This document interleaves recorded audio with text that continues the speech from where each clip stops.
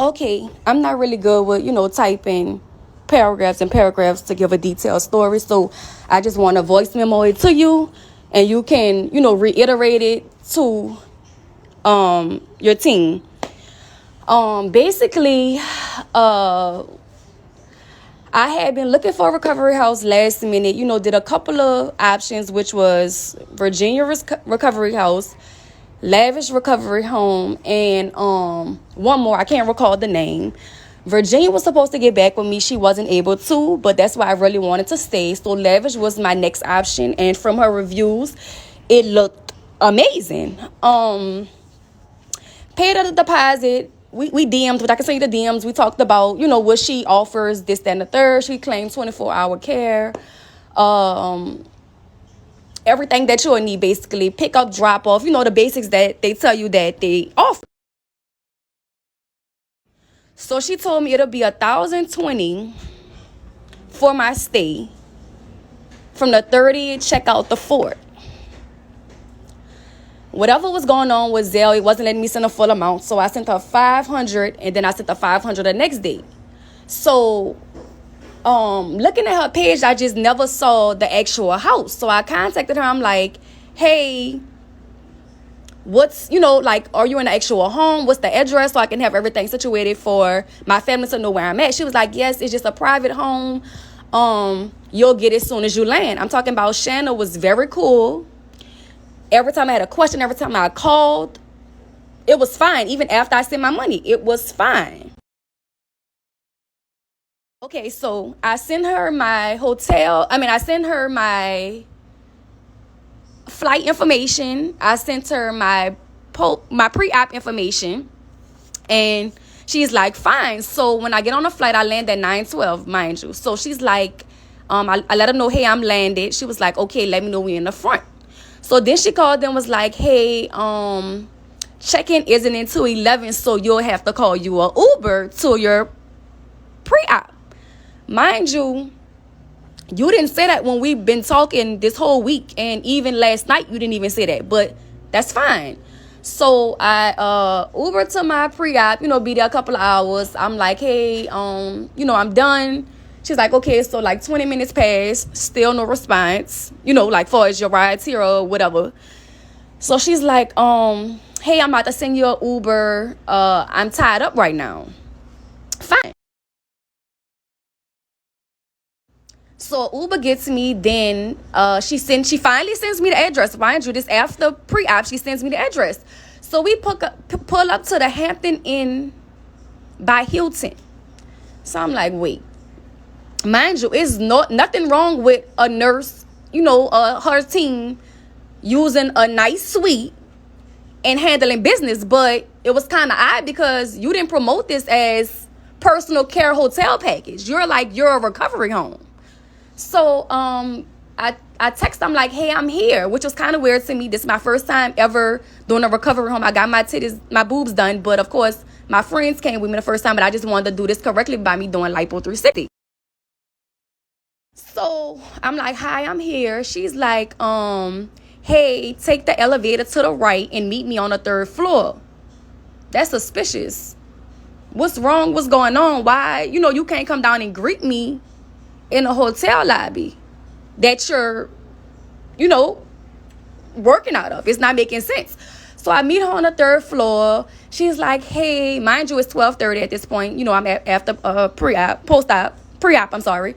So she's like, hey, I need like 30 more minutes for your room. I just want to make sure it's perfect for you. You can just chill here. Or you can go upstairs. Or you can go by the pool. I'm like, I'll just sit by the pool. I just need a breath of fresh air. I'm just kind of tired, from, being up since 4 o'clock in the morning for my fight. She's like, okay, that's fine. So 12:30 turned into 1:30, 1:30 turned into 1:50. And I text, I'm like, hey, I'm very exhausted and I'm hungry. You said check-in was for 11 and that's why you couldn't pick me up from the airport. But I've been more than patient and you said you needed 30 minutes to, you needed 30 minutes for my room. It's past that. She was like, hey, let me see what's going on. That's what she texts back or whatever. So 1:50 turned into 2:30. I text her again. Mind you, I'm still being very understanding because stuff happened. Everybody, all of us are business owners and stuff happened. So it's 2:30 now. And I'm like, I text her again, which I can send you all them text messages I'm going to send you. And I'm going to send you our voice memos with us getting into it.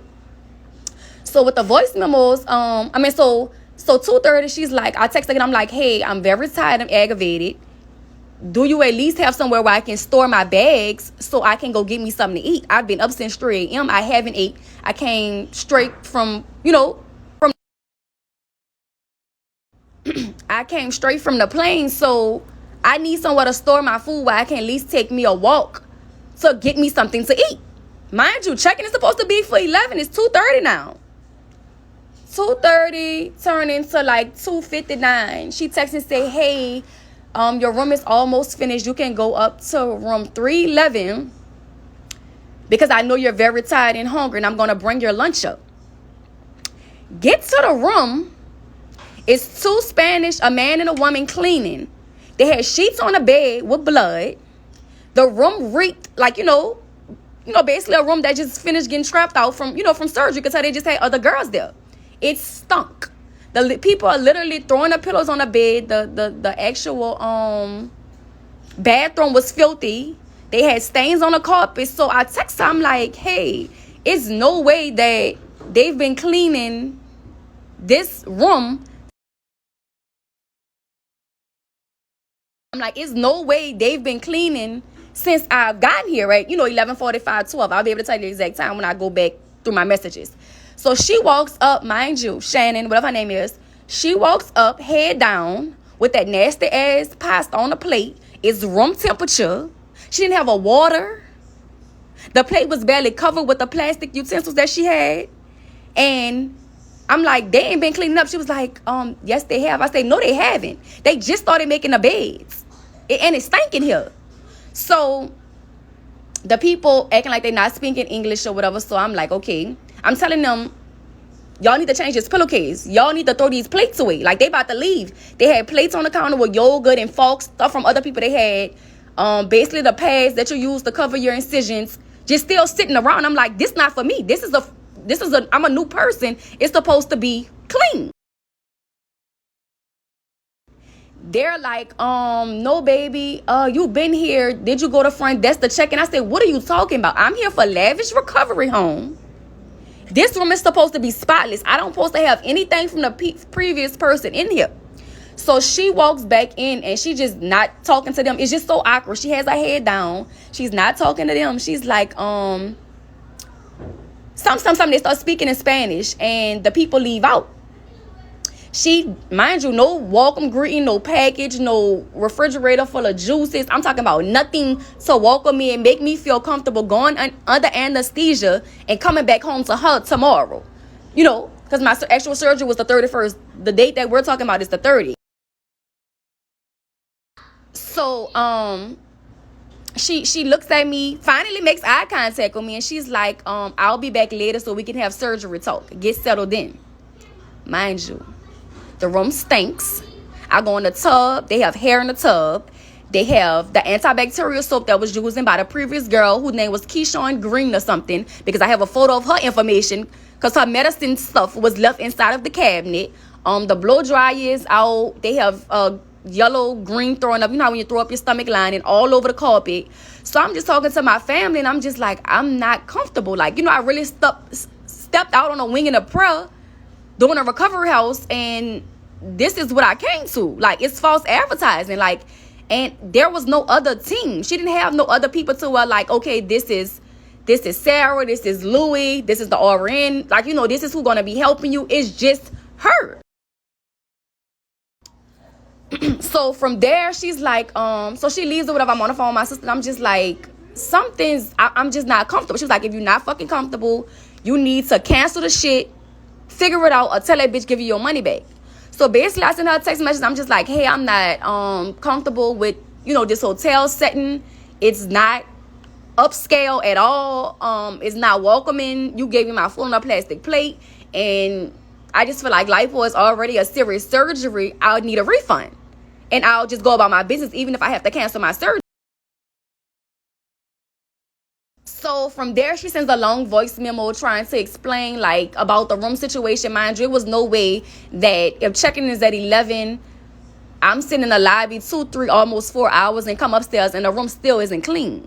And at the end of the day, she doesn't have a team. So I'm hearing her say before she went downstairs, before she said we're going to have the surgery talk, she have to go to the 5th floor and she have somebody on the 6th floor. So you're hopping from floor to floor by yourself. How the fuck would you know if I'm upstairs and I pass out that I'm passed out? If you're downstairs or on the 5th, 6th floor and you obviously sneaking, because when the cleanup people was there, she was like, wait, you been checked in? I'm like, no, I didn't. I just got here. She was like, you have to go to front desk. And that's when Shannon started speaking Spanish to her. So you're basically throwing girls out of the room and throwing new girls right in, like minutes after. So that means that the girls before me, Keisha, whoever she was, she had just left. That's why I was sitting in the lobby so long, because y'all let her check out late. This is no fresh, clean hotel. You're literally running a chop shop. You're running one girl in, one girl out, and it's barely getting clean. She didn't even check after the maids to see if it was spotless. So me and her going back and forth in the text message. I'm like, look, I just need a refund. I respect your hustle. Give me my money. And I'm going to go about my business. And I already had contacted Drain with stuff, to give some recommendations. And she found me snatched and curved that I can speak highly of. I had an amazing experience that she picked me up. Her pricing was good. Her team is amazing. Her units are clean. But it's just me and her. So I had to end up cursing her out like a dog and let her know that if she don't send me my money as quick as I sent it to her, then I'm going to be going to the front desk, because something's not adding up over here. So after cursing her out, she's basically trying to lil girl me, taking forever to send my money, telling me I'm going to wait. So I end up getting a text message saying some such and such Zelled you $1,020. But I don't know what she did wrong, because it didn't go straight to my account. So I'm letting her know I'm not leaving the room until my money touches my account, because I'm not about to double up and spend more money because you're false advertising and you're really running a chop shop. And I'm not about to die just to have lipo. So she's like, look, I sent it. It is what it is. Deal with Zell about it. And that room better be vacant at 6:50. Mind you, I've been here all these hours fussing with her to get my money back from 4 to 6. She's like, by 6:50, it better be vacant. So that's when I cursed out, like, bitch, it ain't gonna be vacant unless I get my money. So after I cursed out, I finally got the money. And then, well, before the money even cleared, she had to redo it. Before it even cleared, I had then ruined I was damn near about to ruin. I had to ruin the room, literally. I had to damage the room. I had opened the Gatorade that I had to beg her for when she gave me that dry Zatarain's frozen pasta, and I put it all over the bed. So while they talking about soap, they don't know what they're talking about. I cursed out like a dog, like I said. Then I finally got my money. So from there, even in the midst of us fussing about her giving me my money, I go on Instagram. She had to unfollow me. But when you saw 42,000 followers, you had followed me from jump, because you thought, you was going to get somebody that was going to add you, promote you. But I'm like, how you have time to unfollow me on Instagram, but you haven't sent me my refund yet? It's not making sense. So I finally got my money back, and Snatched and Curve came to my rescue.